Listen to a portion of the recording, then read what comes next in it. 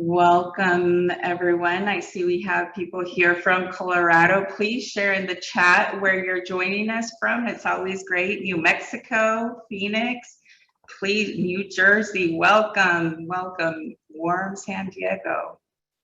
So great to see all of you here. Thank you for joining us today. Welcome to University of Phoenix Educational Equity Webinar Series.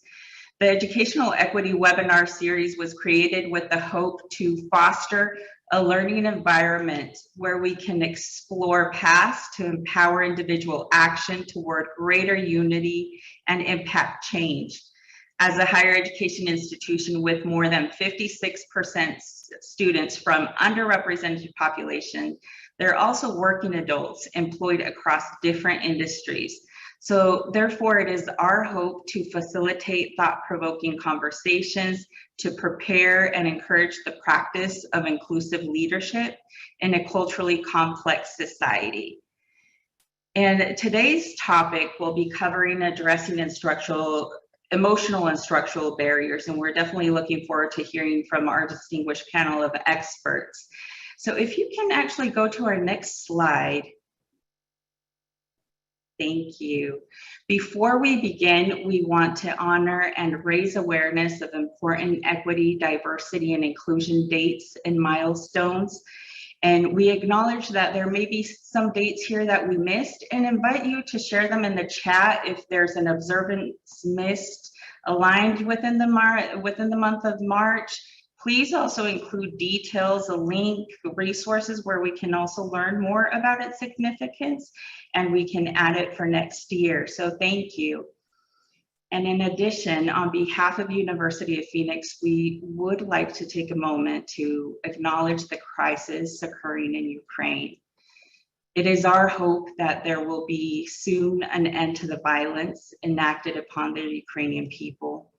While the violence is occurring in another country, we recognize that students, staff, faculty, and citizens who may be triggered by these events, we would be remiss not to dedicate the time to extend our thoughts to everyone impacted. So thank you for joining me with those thoughts. You can go to our next slide.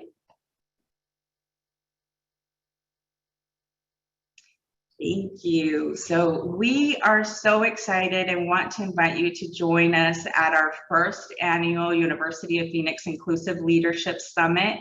It's taking place next month, April 12th through the 15th. We hope to see you there.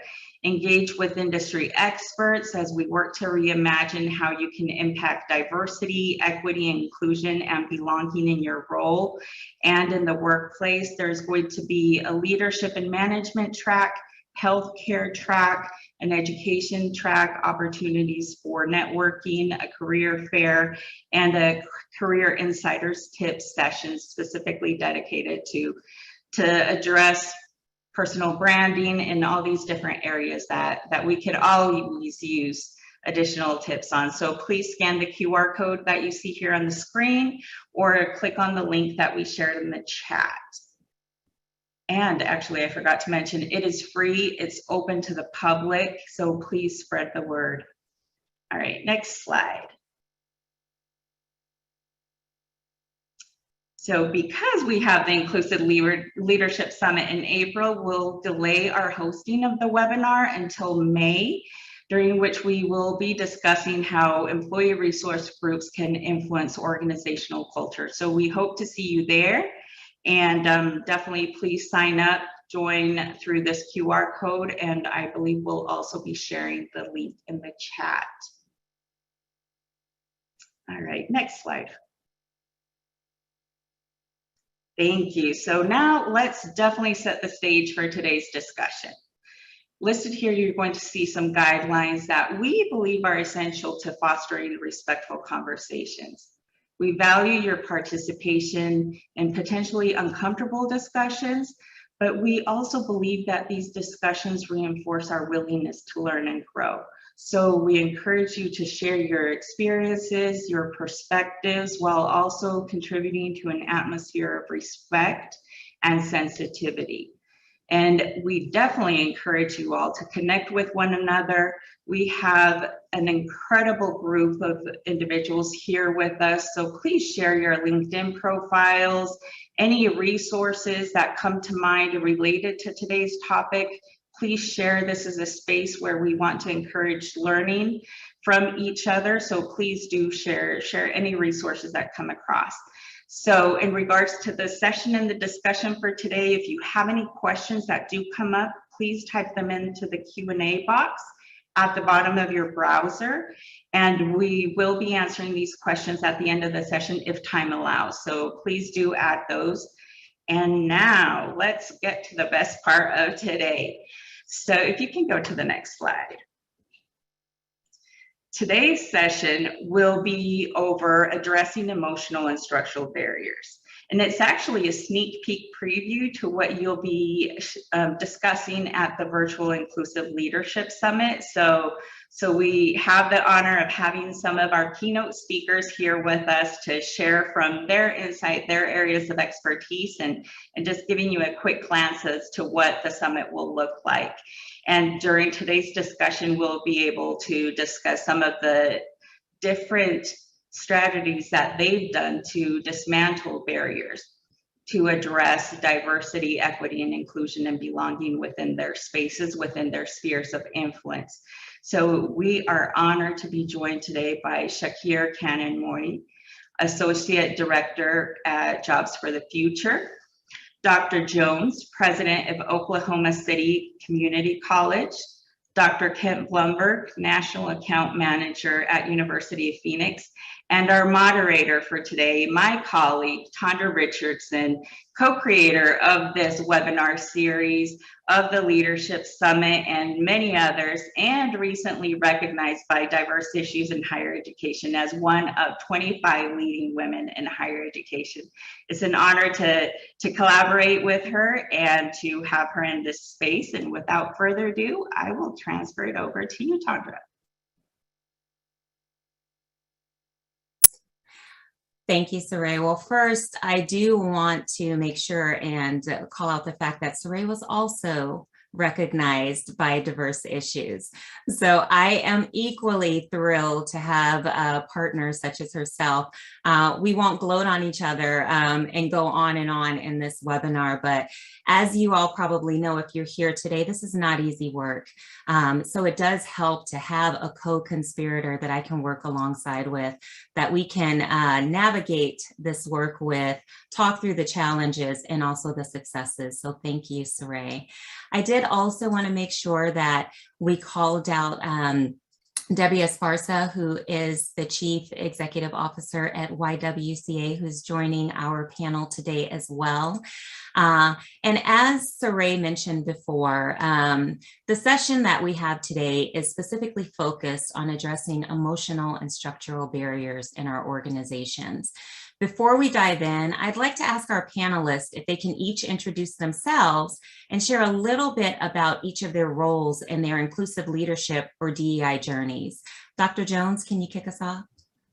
Thank you very much. Well, hello, everyone. I'm excited to be here and appreciate the opportunity to share. In terms of my role in the space of DEI, you know, I look at it as lived experience. I have, as a woman, a person of color, a mother, someone who grew up in an underserved community, the list goes on and on about the different spaces that I have, that the roles that I play, and certainly lived experience is what I like to say. I have spent the past 20 years in really all of my professional career. I've spent that time in the education and nonprofit sectors, and was recently named president for Oklahoma City Community College, which certainly has afforded me an opportunity to be of greater service to the state of Oklahoma in shaping and molding minds. I've worked to serve children, youth, teens, young adults my entire career, and it's something that I don't take lightly. It's something that, while I'm an eternal optimist, it's something that I take very serious, because our children, our youth, our teens, I mean, they're the future, and they need a solid foundation. And due to the various experiences that I had growing up, It is very important to me that people have opportunities to pursue their goals and dreams and resources that they need. And so DEI is lived for me. I've been able to work in this space because of my role in serving the youth and young adults of the state of Oklahoma. So I've been able to work in this space and working with employers and working with students, just the community at large, and a lot of key constituencies, community leaders, if you will, state leaders, in helping them better understand why DEI matters and why we have to embrace it and ensure that people feel welcome wherever it is that they live, they work, in all those different areas. So again, I'm happy to be here with my fellow panelists and appreciate the opportunity to share today. Thank you. Thank you, Dr. Jones. Dr. Jones is also University of Phoenix alumni. Yay, so I had to call that out. We are grateful to have you here and have your level of experience. Debbie, we'd love to hear from you next. Thank you so much. And thank you very much for including me here today.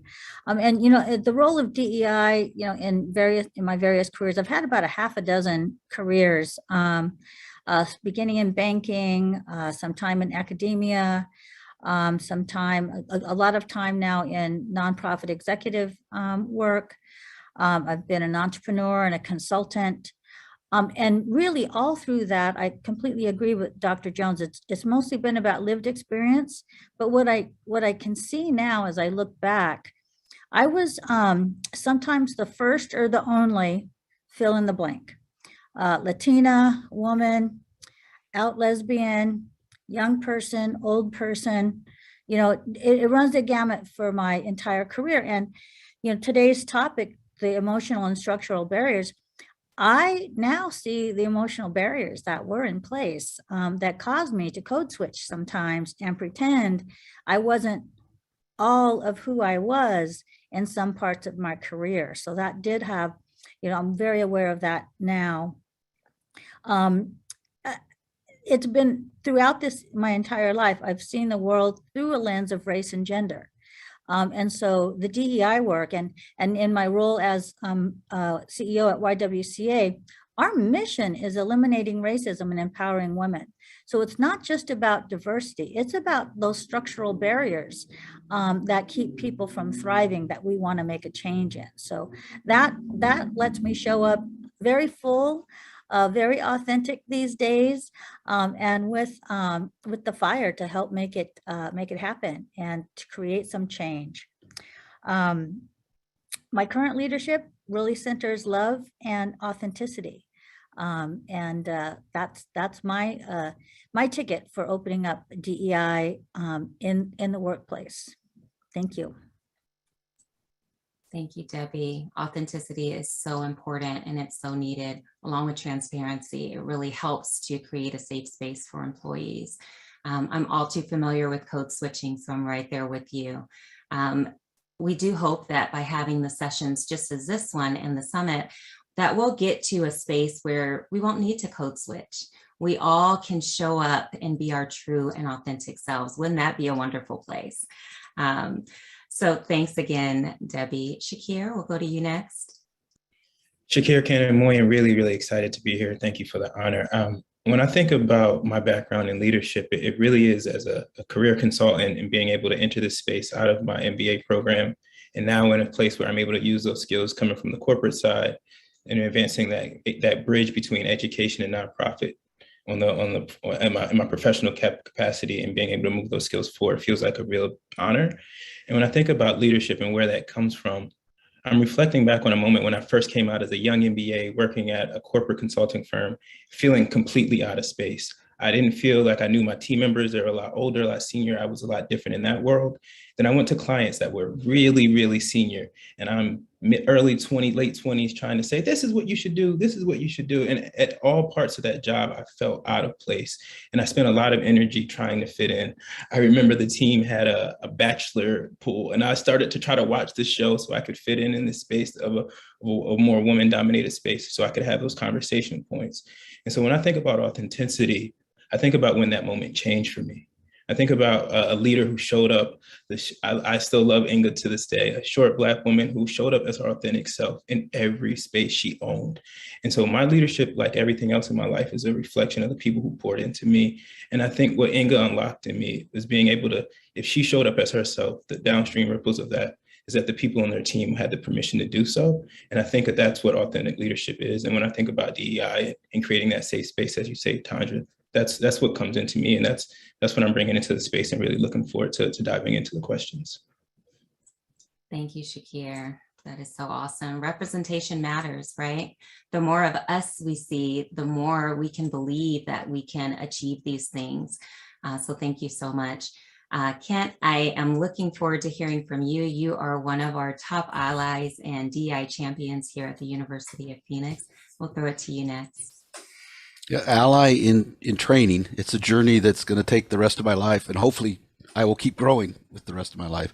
Yeah, my journey, by the first half of my life, I unconsciously lived super privileged, right? White guy, hetero, with a sort of fairly rich surgeon father. I thought I was doing really great things to get into this school and that, but I'm sure it had a lot to do with all of this. And I didn't even think about that until maybe my late 30s at the very earliest. And then slowly, as I moved from the Pacific Northwest to southern rural Louisiana and realized there's actually this thing called segregation at work in towns where there really was two sides of the tracks, right? And then worked overseas, particularly in Thailand. I realized how much I had going for me that was just a luck of genetics and geography and had nothing to do really with any of my abilities. And I was embarrassed about that for years, really, and until I maybe until the last 5 or 6 years, until I really started seeing that it's not my fault that I was privileged. I need to accept that, acknowledge it, love that about myself, but then figure out what can I do about it, right? And what can I do with the privilege that I have and that I have had. So I began to learn more, and then in 2020, kind of many of us woke up. But the thing that woke me up is I have to do something now. I've got to stop reading and writing and giving money to the ACLU or whatever, which is all really passive stuff. So I started looking for what could I do, and I don't think I can change the world alone, but I did stumble across a few great writers and thinkers that sort of brought me around to the idea that I just need to start making small changes in my world and how I am and who I am with and how we are together. And if enough of us do that, eventually we'll change this place to be a better place. All I have, my life is really only going to be about what's left behind. And I deeply want to leave behind a better world, a more loving world, a world that works for a whole lot more people than ours does right now. And that's really what drives me every day. It's the thing that I'm going to feel good about on my deathbed. So that's me. Thank you, Kent. I so appreciate the humility in your response. I think that is what helps us connect with you in the work that we do. Thank you so much. The intention behind what you're doing is great. So let's dive in here. Shakir, I'd like to ask you a question. As an organization on its DEI journey, can you share a little bit about what you've experienced at Jobs for the Future? Yeah, and very much like Kent said, it's been a journey. And I think about that journey, one of the big steps we've taken recently is getting really intentional about language. And so we've had a working group that we stood up called Language Matters as a broader initiative. And it's what words do we use? Are we capitalizing the B in Black, Latinx? And what I really loved about the approach is that we've taken the stance that we're going to listen to community. We recognize that Jobs for the Future is a white-led organization. So we're going to go out and see what the community is saying and then have a conversation internally about how do we want to adjudicate and want to land. And I think what was most intentional or beautiful about the approach that the organization took was, in addition to listening to community, it was an organization-wide place to have input. In our most recent staff retreat, we shared, this is the latest draft, this is what we heard. How does that feel? And everyone had a chance to shape that language. And language is the start, right? The words we use matter. It's it's one of the earlier stages to getting to that behavior change that Ken talked about. And I think the very intentional approach that JFF took to listen to community, but also creating an atmosphere that was wide enough for everyone to have input was a really good beginning. And I saw a lot of folks that were a little bit more reserved start to lean in as the spaces start to feel a little safer. So there's a more intentionality. And then I think those are the type of conversations and leadership that create the space for more people to feel like they're authentic selves in the workplace. That's great, Shakir. Now, in kind of keeping with the theme of creating that safe space in the workplace and preparing our learners for the workplace, Dr. Jones, I'd like to ask you, what are the ways in which you, in your capacity as a higher education administrator, have helped employers embrace DEI efforts? You know, I've had some very difficult conversations when it comes to employers, and certainly the work that I've done in the career services space to set our students up for success. You know, work with employers to provide opportunities, whether it's internships, post-graduation employment, you know, things that really help employers better understand students of color, students who've had some challenges that they've had to overcome. And so I think the first thing is having the brutal, honest conversations with the employers about their expectations and what they're looking for, and why DEI matters, and ask them what are they doing to ensure that the students that we're working hard to prepare to enter the workforce, what are they doing to be accepting and encouraging and embracing of students with their various backgrounds.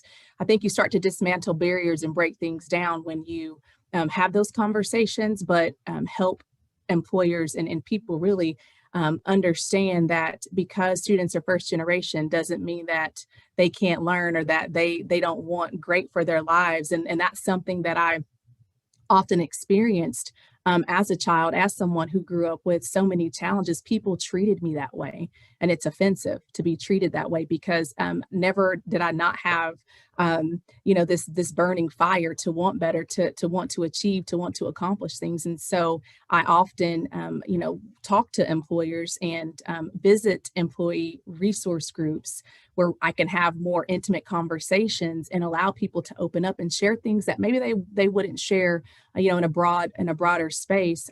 So talking to employers, visiting with them, having the tough conversations, helping them really break down any stereotypes or bias that exists, because we know it does, helping them understand why embracing cultural diversity and really diversity on so many levels is important to help our students on their journey.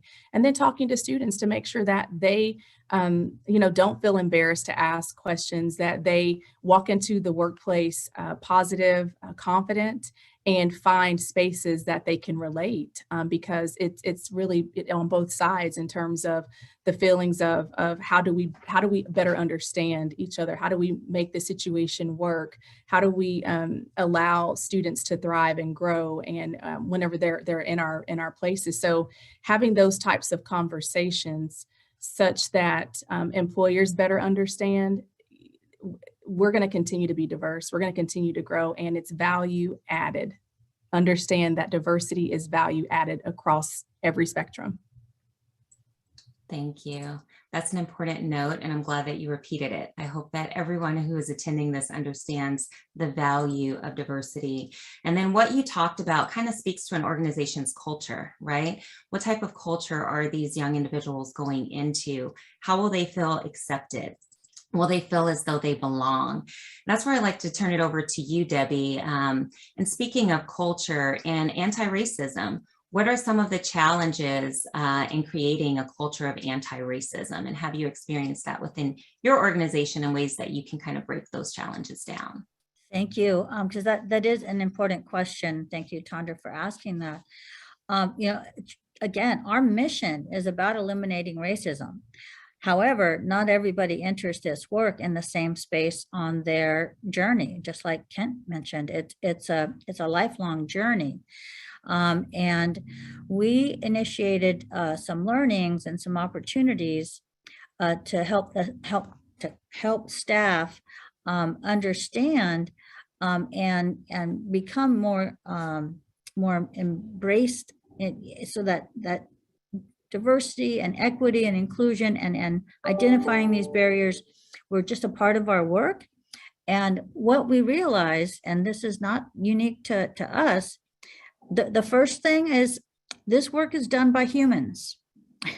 And humans bring hopefully their whole self, and some of the trauma and lived experience or the code switching that I referred to earlier shows up in these conversations unintentionally. So it's about really looking at the impact and not just the intention, because if we just sail right through it, then it doesn't give folks the opportunity to really do some of their own learning in that racial justice space.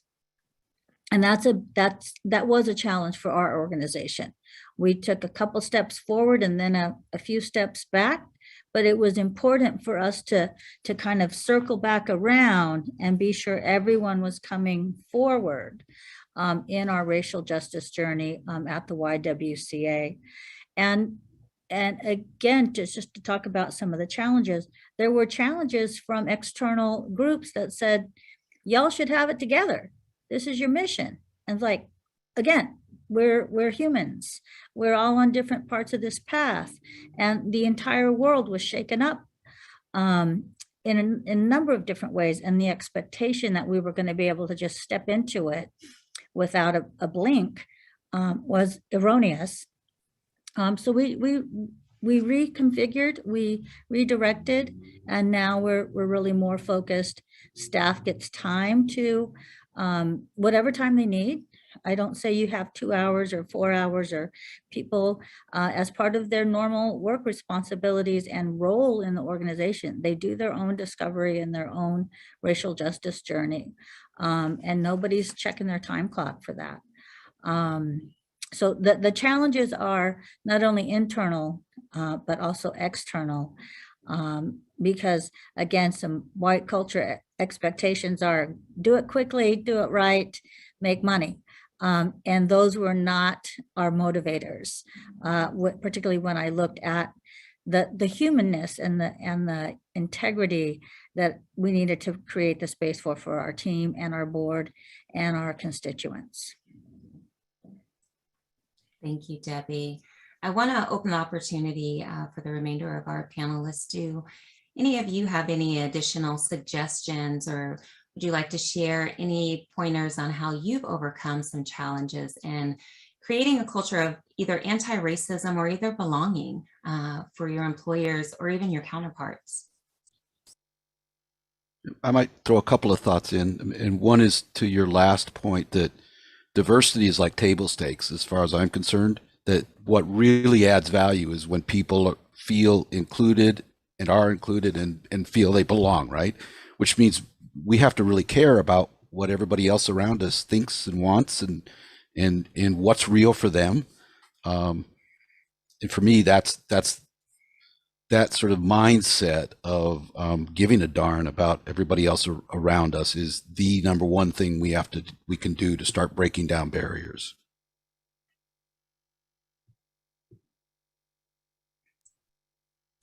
Great, thank you.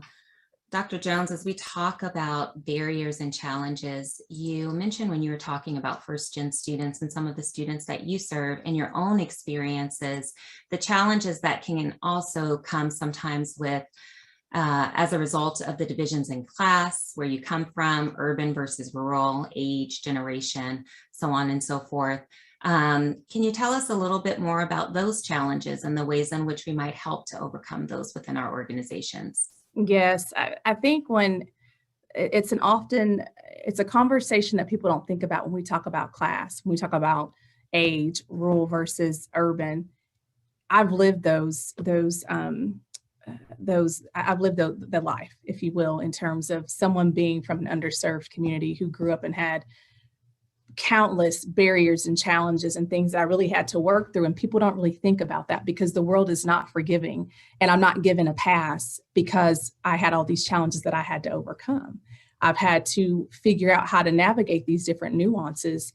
Same with age. It's often, I would, when I look at the depth, breadth, and diversity of my experience, that my age doesn't matter. What matters is the work that I've done and the effectiveness how effective I've been in the different roles that I've had. And again, going back to that depth, breadth, diversity, and even sincerity of the experience that I've had. But when I look at the students, and particularly those whose background and experiences mirror mine, it makes the work that I do even more meaningful, because I understand the barriers and challenges of what those students face with paying for school, with the stigmas that are associated with you because you come from poverty, and somehow, I found in certain spaces I was treated like a second-class citizen, or treated like I needed, treated like someone who's poor, treated with like I didn't have, goals and dreams and things that I wanted to accomplish. And so I often can talk to students and help steer them and guide them toward demographics, understanding this notion that demographics does not define their destiny, and that, education is the great equalizer. It's been everything to me, and it's opened up the world of opportunities for me. One of the things that I will say, though, and that would really help me on my journey, and what I encourage our students and try to work hard for them, is finding the value of mentorship, finding mentors who can help them navigate these tough spaces and these tough conversations. Because as a young professional, there were a great deal of circumstances that I found myself in. I didn't know how to handle them. And it was scary. And sometimes I just walked away. And in retrospect, I should not have walked away. I should have used those tough situations as a way to educate people in their ignorance, because I dealt with a lot of that. We deal with that, people not knowing, lack of knowledge. I had to, really figure out how to just forge ahead professionally, and always taking the high road. So there are great, I have more to share about that later. I want to give other people an opportunity to speak, but I do think that we need to take into consideration those other areas that I mentioned that people often don't think about, and how, and really be conscientious about how we treat people, and how we view people based on their backgrounds and the experiences that they've had. Dr. Jones, I love that you mentioned mentorship and the challenges that are faced sometimes when you're a person of color and you go into a situation, be it education, professional, community. Sometimes you're offered what is perceived as the easy route because people underestimate your capabilities. When you talk about really having classism incorporated, there's also an aspect of understanding where we come from and how that impacts our motivation. I did not come from a middle-class family. My father was military, and we lived that paycheck to paycheck lifestyle. And because of things that I experienced in my childhood, it helped to drive me. It motivated me to want and do more for my family. Not that I didn't have a great childhood, but it's just I wanted more, and that provided motivation. And I think that what's unfortunate is sometimes that's missed. As youth, you're in a certain realm and you are surrounded by the same people. You're surrounded by those generations that come before us who don't allow us the opportunity to hold our heads high, but put your head down, go in and do what you're supposed to, make your money, do your job, and come home. Feelings are not allowed.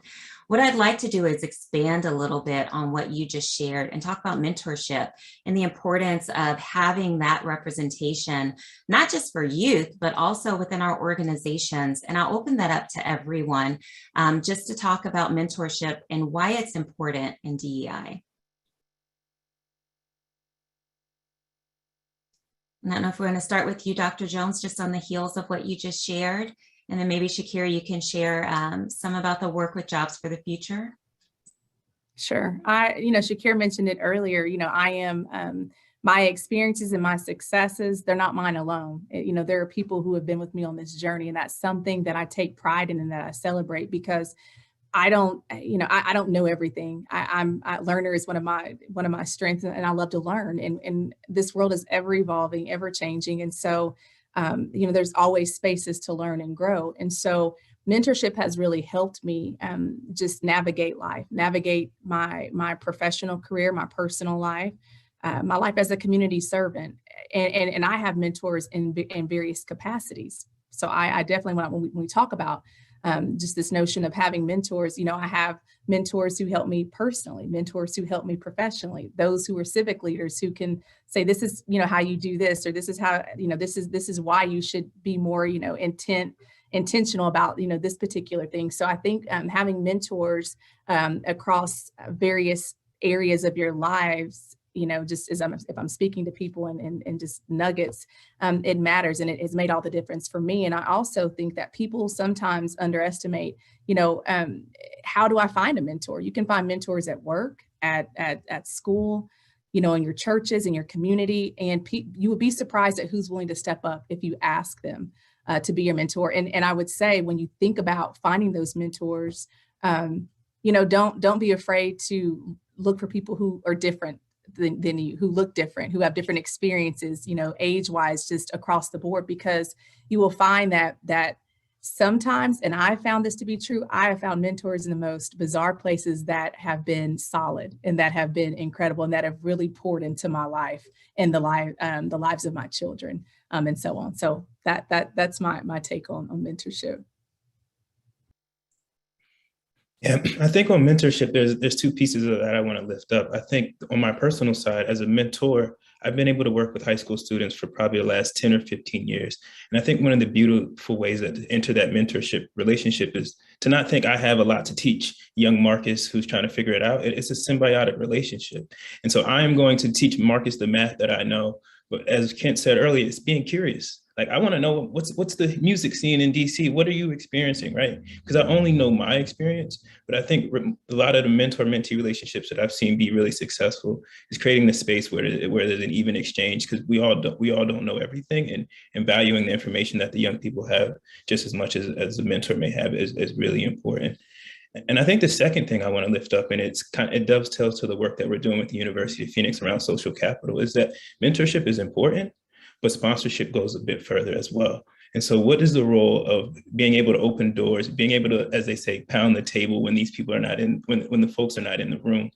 I know that there's and then I think going back to the point that Dr. Jones made, is doing that for people who may not look like you. It's hard to get the visibility. It's hard to get the stretch role. It's hard to show what you can do. Is if you go back to what Tandra said, if people have an idea, put you in a box that's smaller than what you belong in. And so I think having a sponsor to open those doors that you may not be able to open for yourself is really, really important. And I think that's what we're seeing in the research. It's definitely something we want to lift up for leaders. Thank you, Shakir. And I think, in speaking about sponsorship, it's a great segue to allyship. And Kent, I'd like to ask you, as you shared about your journey on allyship, what does allyship mean to you, and what challenges have you faced on that journey? One, it's a journey, right? Two, allyship is about action, but not just willy-nilly dive in and do something out of ignorance, right? So it's learning and then acting based on what I've learned. It's about humility, about really realizing that I have a lot to learn, but also not expecting people who have been less privileged than me to be my teacher, right? So it's watching, reading, looking for ways to make a difference. It's also about, and this is kind of a newer thing for me, just in the last few weeks, really, I've realized that it's also about being an ally to other, older white guys like me who are trying to figure out how to be more inclusive themselves and need support. It's mostly about, not about me, I guess is the bottom line. It's about others and what I'm doing for them.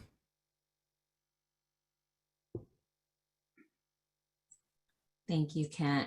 I really appreciate that. You are actually on the team that is pulling together our Inclusive Leadership Summit next month. And I wanted to ask you specifically on your journey of allyship, have you experienced any challenges in being on that team and developing those sessions? Because what we've been trying to do is model inclusive leadership as we pull that summit together. So as you're trying to model that and facilitate it, have you experienced any challenges? Do you think it's smooth sailing? Is there anything you'd like to share on that note? Well, it's not smooth sailing, no. I mean, partly because anytime you try to put together a conference like this one, it's not smooth sailing, right? But challenges. So, personally, I always have the challenge of shutting up and not talking too much and listening more. But we've also we've all stumbled across, oh, that's not as inclusive as it could be. So, for example, the sub team I'm on, we're looking at the leadership and management chunks for 3 different days, morning sessions, and without realizing it, we had planned for the first day's session to be a whole bunch of white guys. And so I had to say, oh, just so you notice, did you notice that everybody on that list is a white guy? So we had to change that. At the same time, then Sarai and I was looking at the sort of the demographic questions for registration, and we were trying to figure out, should we even ask the questions? But then realized one of the questions we were asking about ethnicities and age and other things, but we weren't asking anybody about, are you living with disabilities? And we forgot, oh, wait a minute, that's another sort of group of people we want to be inclusive of. So we just keep we're getting there, right? But we keep stumbling over, we could be a little more inclusive about this than we have been so far. Well, one of the keywords from today is journey, right? This is a journey that we're on. So we're not all going to have all of the answers. I'll be honest and say when I first moved into the role of diversity, equity, and inclusion, I was very naive. I thought, I'm a Black woman. I come from meager beginnings. I've had some struggles and some other things that I've experienced in my life that mean I can do this work because it's my lived experience, but it goes far beyond that. So we all are always learning, Kent. So thank you. So and I want to just to give a shout out. Somebody I think said in the chat something about Strengths Finder and Learner. That's also one of my strengths, but I think that that's maybe the key here is to really want to learn. Yes, indeed. And be open to it, be humble. It's very important to be humble. I mean, we all are. I know that when I first started doing this work, and I know that this term is used quite often, so I want to be respectful, but there is a lot of abuse of competence, right? Cultural competence. And to me, competence is mastery. And I don't know that I will ever fully master anything, right? If I'm a continuous learner, I'm always trying to learn and grow. So I don't know that I'll always, at any time, be fully competent, because I might be fully competent in one aspect of culture, but I might not be as much in another. And I've even learned that through these webinars and some of the other workshops that I've attended. I think that I know a lot until you learn about another person's journey. You learn about another culture. We're continuously learning and we're not going to know it all, but I think having that humility and being humble enough to say, I'm a continuous learner. Tell me more. I want to understand. I think that that's a great way to kind of follow that path. I do want to, now that we've talked about sponsorship and mentorship, I want to talk about it from an organizational level, and particularly ask you, Debbie. You shared some of your experiences in your role and how you were basically shaping the culture there. And I wanted to ask, how do we get organizations from willingness, basically that desire and thought, to readiness, the research and action to actually conduct change within an organization? Thank you for asking that. And part of today, I stepped out of a workshop that's all about organizational readiness to be on this panel today. And it is complex, but organizational readiness really, it goes back to the individuals and what someone I believe mentioned earlier, sharing power, making space for voice and not authority. Every time I show up with my team as the CEO, then that presents a certain context. And if I just show up as Debbie, we're actually, again, tiny little equity I don't want to call it a tactic because it's intentional. We're making new nameplates for everyone and no one has a title, including me, right? We represent the organization. And so that's one of the things we're doing to try to share the power, share the voice, share the authority, if you will, so that folks can show up in their wholeness. I think another aspect is for individuals, and I'm going to kind of point to leaders to lead from love and not fear. Right? As soon as I'm worried that the board's going to be mad at me and I'm going to lose my job, I'm going to make different decisions. I'm not afraid of that. And that comes from some of the lived experience I've had and a little bit of my own privilege that I can choose work that I find fulfilling. And it's not about, will I lose my livelihood? So really having it's centered back into the individual and the kind of the space where the leader is, so that the leader can make space for other people on the team. My team, chuckles every now and then. I've been in this role for 3 years, and I am already talking about who's next, right? I'm not going to stay in this seat forever because my role, my purpose is to create leadership opportunities for other people. And back to the mentoring, I am surrounding myself with bright young people because I'm a bright old person, and I need that additional perspective. And I want to keep learning, and I want to see it through different ways. And I want to create the foundation that someone else can step into and make it their own. This is not about perpetuating my thinking or my leadership, but really creating that space for the next to happen. I'm not sure if that answered your question, but that's the tangent I went on. It's about, the future. And I'm only here for a minute. Wow, that wasn't a tangent. I actually was trying to capture some of the nuggets of information that you shared. Personally, I'm going to go back and watch this recording, but I do want to record some of the things that you said. And I know some people shared it in the chat. So I'm going to take a look at the chat really quick because I want to repeat some of those statements. Lead with love and not fear. If that isn't empathy, I don't know what is. Lead with love, not fear. Sharing the power. Removing those titles, that is so beyond having an open door policy, right? That says we're meeting you here. I don't know, for those who have small children, when you're raising your kids, there's this thing, get on their level to help them understand. Not saying that our employees are children, but I'm saying, look at how that is getting on that level. Oh my gosh, that is absolutely fantastic. Shakir, I want to go to you because back to the question that I asked Debbie, one of the things that I talked about was research and action. In the work that you're doing in partnership with the University of Phoenix, have you come across any relevant findings that would relate to this, and speaking with that research and action piece?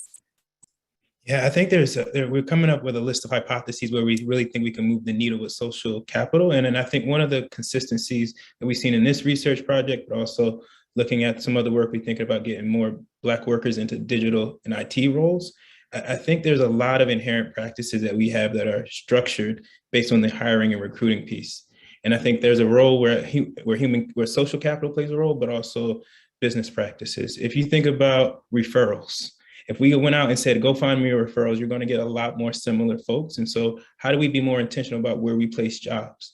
How do we start to develop partnerships with organizations that have built-in relationships with the community that we need to reach out to? There's other considerations that we saw of maybe giving a pause to think about not starting the hiring process until the candidate pool is diverse enough. And so I think when you think about those tactics, there's a lot of intentionality that you can do on the front end to think about getting in the door. And we see a lot of organizations spending a lot of time there. And I think that's the place to start. I think phase 2, phase 3 of this is really thinking about the retention, because I think there's a lot of energy being spent here, but I think to Debbie's point earlier, it's creating that culture of love where people feel like they can show up and be their full selves. And that's where we're starting to dig into that piece a bit. But wanted to share a little bit of what we're seeing on the front end, but we'll also know that we have more work ahead of us as we think about that culture of what does it take for internal mobility to start cultivating those leaders to be able to move up in the organization. That is awesome. Awesome work. I can't wait to see the findings once that research is complete. Thanks, Shakir. I know that we just have about 10 minutes left, so I want to present a final question for each of our panelists, just so that we can kind of summarize and take some nuggets of information away, in addition to the wealth of knowledge that you all have already provided. I'll start first with you, Kent, and asking, how can we all work to create space for courageous conversations in our organizations?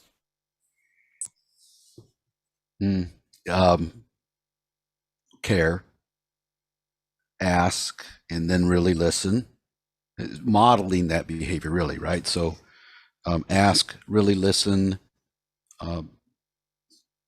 take a risk yourself to pull people aside perhaps and talk with them if you see them maybe having an opportunity to learn some more about how to be more inclusive.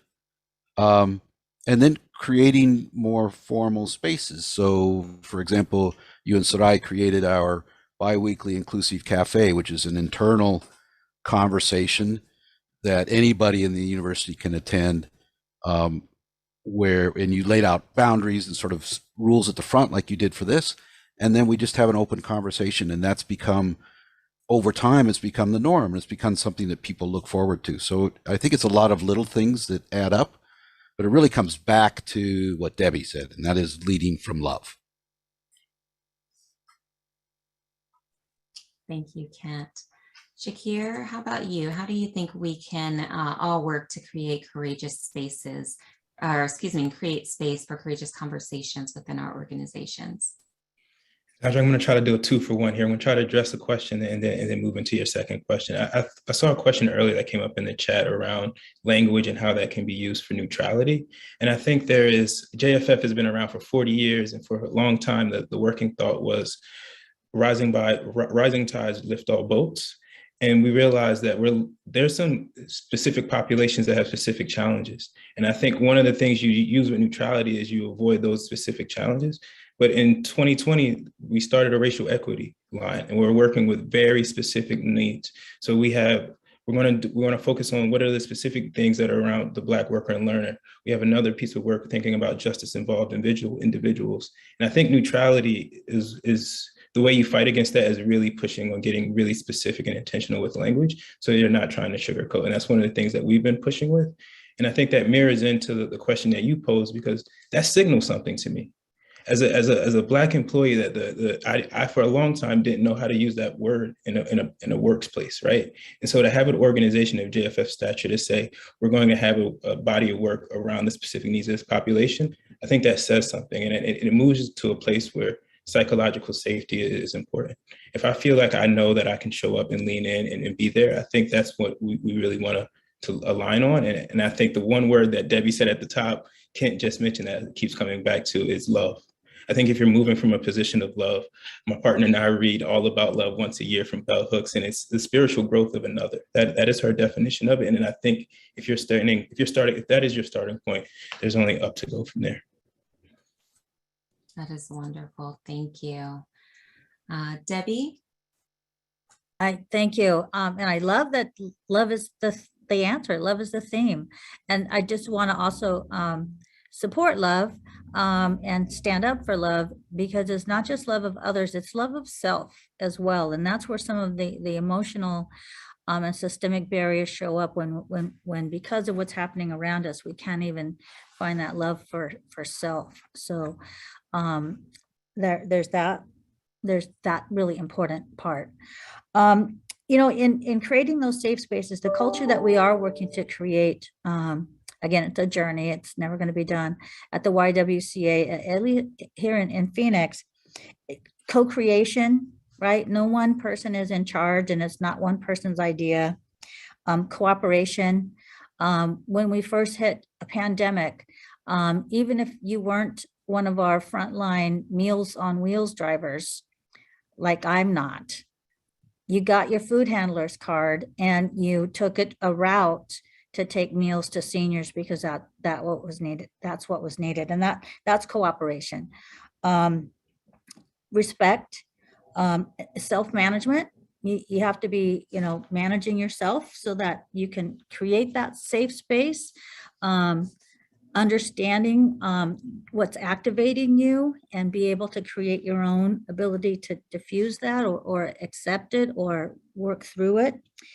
And I'm going to say lastly, but not the only one, because we've talked about love, but fun and joy. This work is hard. It's heavy. It's emotional. I can't tell you how many times I've cried in front of my team. And at first they were shocked, but I said, I'm coming to this with a heavy heart because look what's happening. And then that, allowed them to feel into their work as well. I've seen it in the chat. I know we're running out of time, but Stand Against Racism Challenge is a national campaign for YWCAs all over the nation. That is 4 weeks. It runs 21 days. Each day you get an email with a little snippet of learning, podcast, webinar, something to read. And this time around, the campaign focuses on 4 areas: economic opportunity and the wage gap, reproductive justice, the critical race education, and how the film and media industries portray women and people of color. So all of it has that lens of race and gender. Again, that's who we are. But as you're learning and creating that safe space for creative conversations, be aware of what's happening and how the things you care about show up all around you. What are they showing on that commercial to make you buy whatever it is? Or, do you make an equitable wage for your job versus, somebody else that doesn't look like you?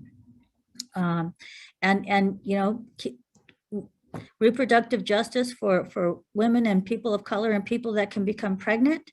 It's more challenging for women of color to deal with the lack of access to healthcare as it relates to their maternity and reproductive rights. So that's how we do it at YW. I welcome all of you. There's no fee for engaging in the Stand Against Racism Challenge, and I promise you will learn something and you'll have conversations around your dinner table or your water cooler. Thank you, Debbie. Dr. Jones, final thoughts? Sure. I think we first have to start by believing people. When people share that they have experiences or that they're feeling, some kind of way, or that there's something that they really want to delve deeper in, believe them and listen to them. Be solutions oriented. No organization is perfect. So be solutions oriented, but be willing to meet people where they are. Meet people where they are, and for me, it's a spectrum. I don't care where people are. I really want to help them grow and get better. And so if we take that mindset and say, we're going to believe when people tell us that there are issues, and it starts at the top. It starts with leadership, model behavior that you want seen. I'm always going to say that because I've just seen that to be the case. Model behavior, believe people, meet people where they are, don't talk about it, just take action. And I think we can take small steps to start to get there. But being solutions oriented, we can have the discussion all day long, but what are we doing to be proactive and to take decisive action and intentional action to make sure that when we do take strides to help people on their journey, that we're genuine in our approach. So those are just a few thoughts I have in terms of how you create those safe spaces. Thank you, Dr. Jones. Dr. Jones, Debbie, Kent, Shakir, thank you so much. This has been a wonderful discussion. As I mentioned before, I'm going to go back and review the recording for the nuggets of information that I took away from this. I am excited for the next panel for the summit, so I hope our participants are as well. And with that, I'll turn it back over to you, Saray.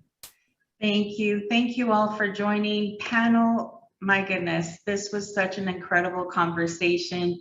Lead with love and not fear. Debbie, thank you. And Dr. Jones, Kent, Shakir, leading with authenticity and vulnerability and the power that that brings to creating safe spaces. I know I just want to sit and listen to all of you talk the rest of the day, but thankfully we'll have you back in April. So we will get a chance to do that. And I hope that you all will join us at the summit. The QR code is there for you to scan it. And we also shared the link in the chat. And without further ado, we'll see you in April. Thank you.